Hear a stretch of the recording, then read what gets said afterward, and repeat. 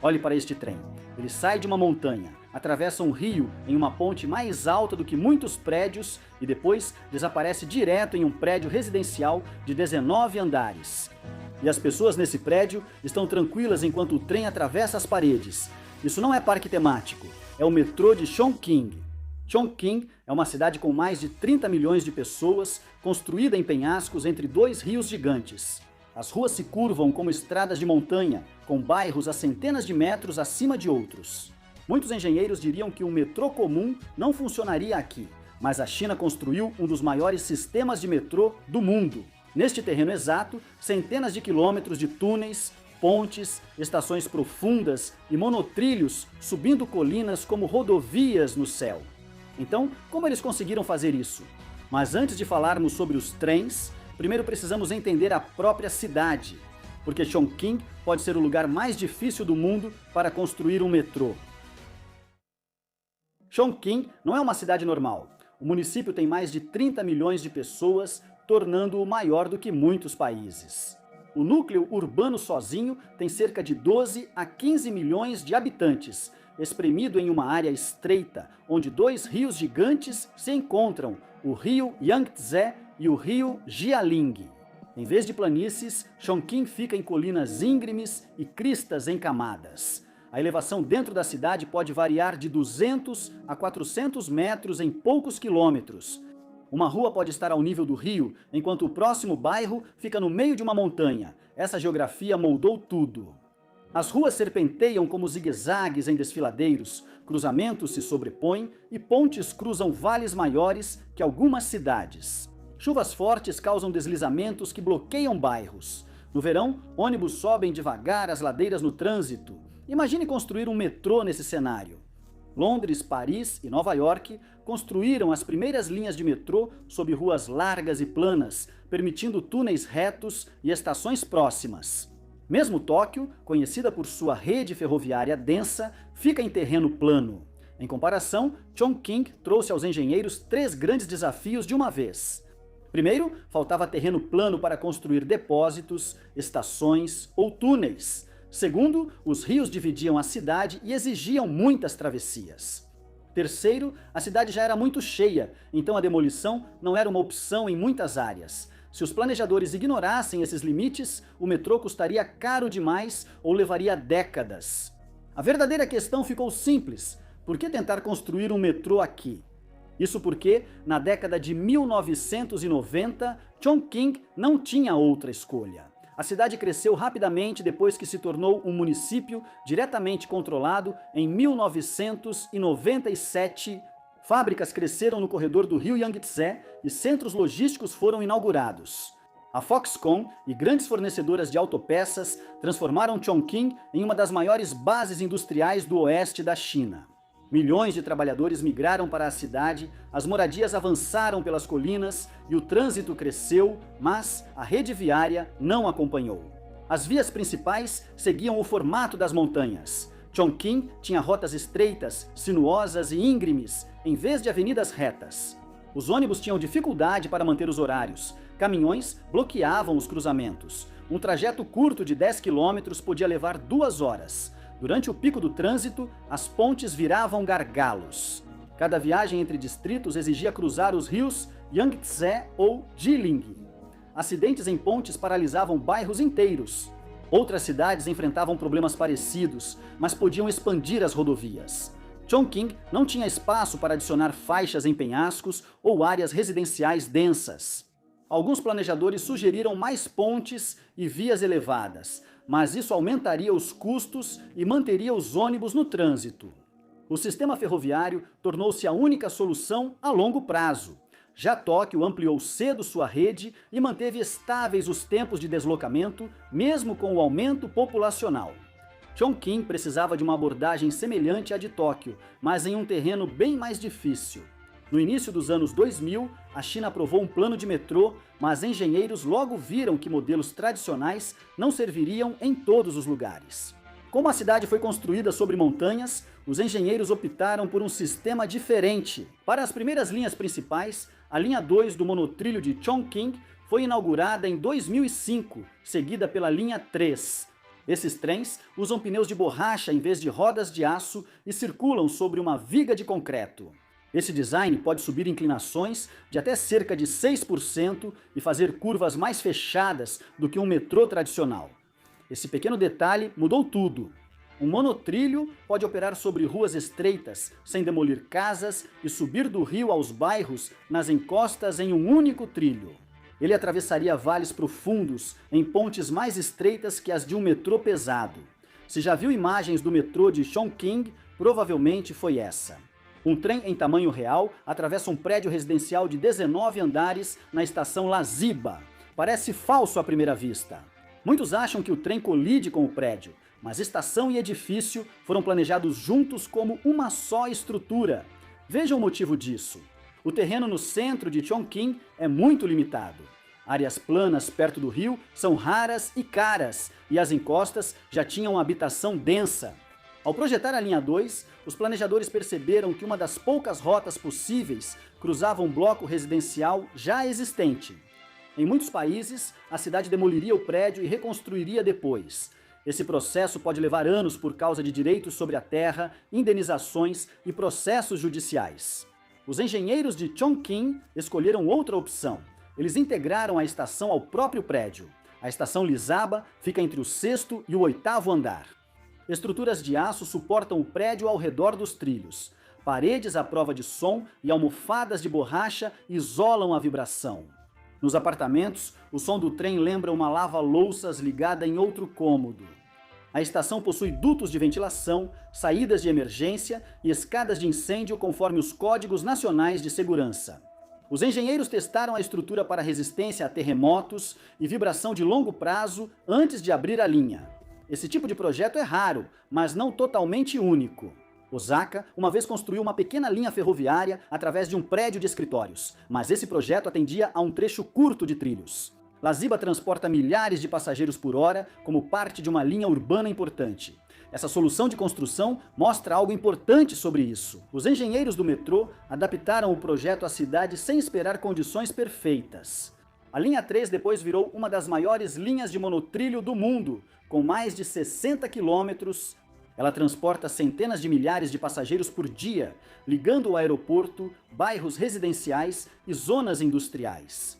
Compare isso com outros monotrilhos. Osaka tem um monotrilho bem conhecido, mas ele atende a um corredor limitado. Las Vegas tem uma linha turística curta ao longo da Strip. Chongqing construiu um sistema que funciona como espinha dorsal do transporte diário para milhões de pessoas.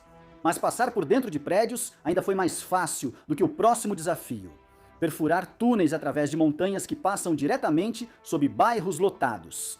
Após resolverem os corredores fáceis, os engenheiros enfrentaram o maior desafio da rede de Chongqing: as montanhas. Grandes partes da cidade ficam em cristas feitas de arenito e calcário. Vários distritos estão sobre rotas do metrô, cujos túneis passam sob casas, escritórios e rodovias sem provocar desabamentos ou deslizamentos. No total, o metrô de Chongqing inclui centenas de quilômetros de túneis, muitos escavados em rocha sólida. Usaram máquinas de escavação onde a geologia permitia, em rochas duras ou fraturadas, e detonação controlada. Sensores monitoravam o solo em tempo real. Se a pressão mudasse, mesmo que alguns milímetros, as equipes ajustavam as estruturas de suporte imediatamente. A Suíça já construiu túneis mais longos nos Alpes, mas eles atravessam montanhas desabitadas. Os túneis de Chongqing passam por bairros densos, cheios de trânsito, redes de utilidades e prédios altos. A diferença fez os engenheiros trabalharem mais devagar, monitorar sempre e reforçar cada seção, mas só os túneis não bastavam. O metrô atravessava rios de centenas de metros a cada poucos quilômetros. Chongqing é dividida por 2 rios enormes. O rio Yangtze pode chegar a mais de 1 quilômetro de largura. Dentro da cidade, o rio Jialing corta vales íngremes e distritos densos. Qualquer rede de metrô que ignorasse esses rios deixaria metade da população desconectada, então os engenheiros precisaram resolver um novo problema: como transportar trens por rios que ficam de 50 a 80 metros abaixo das colinas ao redor. Em algumas cidades, os engenheiros cavam túneis subaquáticos. Londres passa linhas sob o Tâmisa. Nova York cruza o East River com tubos profundos. Mas a geologia de Chongqing e as margens íngremes dos rios tornaram a escavação de túneis cara e arriscada em muitos locais. Então, os engenheiros recorreram a pontes. As pontes do metrô em Chongqing chegam a 70 metros acima da água, suportando ventos fortes, variações de temperatura e o peso dos trens a cada poucos minutos. Engenheiros projetaram vãos de aço com juntas de dilatação para suportar variações térmicas e instalaram amortecedores para controlar vibrações e manter a estabilidade dos trens em alta velocidade. Algumas travessias levam monotrilhos, outras trens de metrô pesados. Cada projeto equilibra peso, inclinação e raio de curva. Uma rampa íngreme serve para monotrilhos, mas não para trens de metrô pesados. Por isso, Chongqing alterna túneis e pontes a cada poucos quilômetros. Um trem pode sair de um túnel na montanha, cruzar um rio por uma ponte alta e entrar em outro túnel na colina oposta. A rede de Chongqing parece mais uma montanha-russa desenhada em um mapa. Mas atravessar rios resolveu apenas o problema horizontal. O problema vertical era ainda mais difícil. Construir estações em penhascos, onde as ruas ficam dezenas de metros acima ou abaixo dos trilhos. Em muitas cidades você desce um lance de escadas e chega ao metrô. Em Chongqing, às vezes você percorre a altura de um arranha-céu antes mesmo de ver a plataforma. Algumas estações ficam de 60 a 100 metros abaixo do solo. Outras ficam no meio de um penhasco, com uma entrada perto do rio e outra entrada centenas de degraus acima. A estação Hongqi é um exemplo famoso. Os passageiros pegam escadas rolantes que se estendem por mais de 90 metros de altura vertical. Leva vários minutos só para chegar aos trens. A construção dessas estações exigiu engenharia precisa. As transferências entre linhas podem ser um labirinto vertical, com algumas estações tendo até 6 níveis empilhados.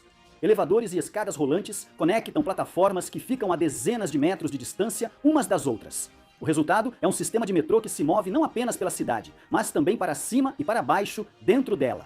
Mas construir estações e túneis é apenas metade da história. A outra metade é a velocidade. Chongqing não construiu essa rede lentamente ao longo de um século. Grandes trechos apareceram em apenas alguns anos. A linha 2 foi inaugurada em 2005, depois veio a linha 3. Novas linhas de metrô foram inauguradas pela cidade na década de 2010. Hoje, o sistema se estende por mais de 570 quilômetros, tornando-se uma das maiores redes de metrô do mundo. Como a construção avançou rápido em um terreno difícil? Vários projetos foram feitos simultaneamente, em vez de terminar uma linha antes de iniciar outra. Chongqing utilizou dezenas de tuneladoras em vários distritos, com equipes trabalhando em turnos 24 horas por dia. Em segundo lugar, a China já tinha experiência de outras cidades, como Pequim, Xangai e Shenzhen, que construíram grandes metrôs antes. Isso ajudou Chongqing a evitar erros comuns. Engenheiros reutilizaram projetos de túneis, estações e sistemas de segurança testados. Além disso, cadeias de suprimentos locais reduziram atrasos. Os trens vieram de empresas como a corporação CRRC. A construção contou com a Corporação de Construção Ferroviária da China e outros construtores estatais que atuam em projetos ferroviários nacionais. Quando precisavam de peças, fábricas na China entregavam rápido. Isso leva a outra questão. O sistema era acessível comparado a metrôs de outros países ou Chongqing pagou bem mais por construir em terreno extremo? Construir um metrô dentro de montanhas parece caro, e realmente é caro. Túneis profundos, pontes altas e estações de vários níveis aumentam o preço. Mas quando os analistas comparam Chongqing com projetos nos Estados Unidos ou na Europa, algo surpreendente aparece. Mesmo com terrenos difíceis, linhas de metrô chinesas custam bem menos por quilômetro. Já em grandes cidades dos Estados Unidos, novas linhas costumam ultrapassar $1 bilhão por quilômetro. A primeira fase da linha Second Avenue do metrô de Nova York custou mais de $2,5 bilhões por quilômetro com todas as despesas. Na China, muitos projetos de metrô ficam entre 150 milhões e $350 milhões por quilômetro, dependendo do terreno. Trechos montanhosos, como os de Chongqing, são mais caros que metrôs em cidades planas, mas continuam bem abaixo da média dos Estados Unidos. Quando as pessoas veem o metrô de Chongqing, elas frequentemente fazem uma pergunta: Algum outro país poderia construir um sistema como esse? Do ponto de vista técnico, sim. O Japão cria ferrovias complexas em cidades cheias, a Suíça faz longos túneis nos Alpes e a Coreia do Sul constrói metrôs profundos em áreas urbanas densas. O conhecimento de engenharia existe em muitos países, mas Chongqing exigiu 3 coisas ao mesmo tempo: terreno difícil, escala enorme e construção rápida. Essa combinação é rara na Europa. Uma linha de metrô pode levar de 10 a 20 anos devido a longos processos de aprovação, revisões ambientais e debates de financiamento. Essas etapas protegem as comunidades, mas atrasam a construção.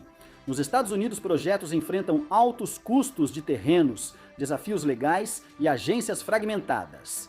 A linha Second Avenue do metrô de Nova York avançou poucos quilômetros em décadas, apesar do terreno plano, diferentemente de Chongqing. A China trata grandes projetos de transporte de modo distinto. Cidades planejam redes anos antes, bancos nacionais financiam e construtoras estatais coordenam túneis, pontes e estações em um só cronograma. Empresas como a corporação CRRC fornecem trens para muitas cidades usando projetos compartilhados, o que reduz os custos e encurta os prazos de entrega. Esse sistema permite que a China construa redes longas mais rápido do que a maioria dos países, então a resposta não é simples. Outros países poderiam ter metrôs extremos com orçamentos maiores, prazos mais longos ou grandes mudanças políticas. A engenharia é viável, mas o planejamento é diferente. Chongqing mostra o que ocorre quando o governo decide que a geografia não limita o transporte público.